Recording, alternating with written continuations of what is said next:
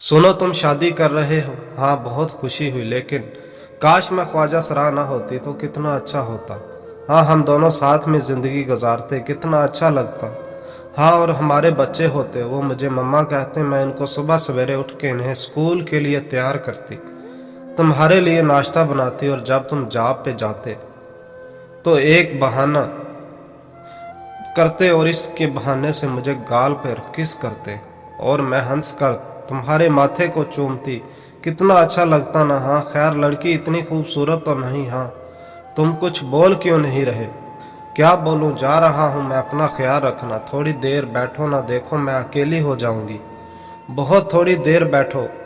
हाँ, तुम्हारी बीवी तुम्हें मजाक में तंग करती रहेगी और तुम्हें बच्चे आने का इंतज़ार करेंगे।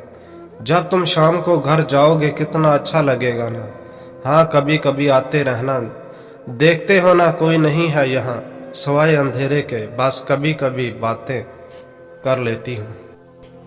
एक आदमी का होंठ जला हुआ था। किसी ने पूछा, ये क्या हुआ? आदमी बोला, बस यार, वो तुम्हारी भाभी पूरे 5 साल बाद मेके जा रही थी तो उसको छोड़ने रेलवे स्टेशन पर गया था।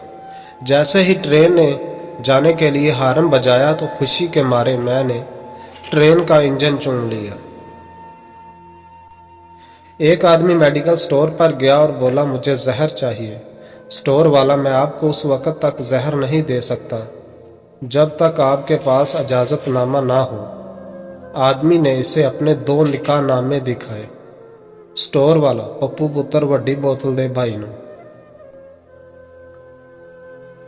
एक आदमी अपनी बीवी की कब्र पर बैठा रो रहा था और कब्र को पंखे से हवा दे रहा था।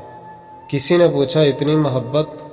वो बोला, मेरी बीवी मरने से पहले कह कर गई थी कि मेरी कब्र की मिट्टी खुश्क होने से पहले शादी मत करना। पता नहीं कौन कंजर रोज कब्र में पानी पा जाता है। एक आदमी की बीवी बहुत बदजुबान थी। एक दिन इसकी बीवी को डाकू अगवा कर लिया और फोन पर कहा, तुम्हारी बीवी हमारे कब्जे में है, अगर यकीन नहीं तो उसकी 2 उंगलियां सबूत के तौर पर भेज रहा हूं। आदमी बोला, सबूत पक्का नहीं, जबान भेजो, जबान।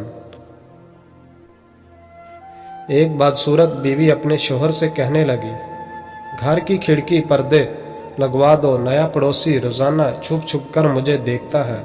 शोहर बोला, एक बार उस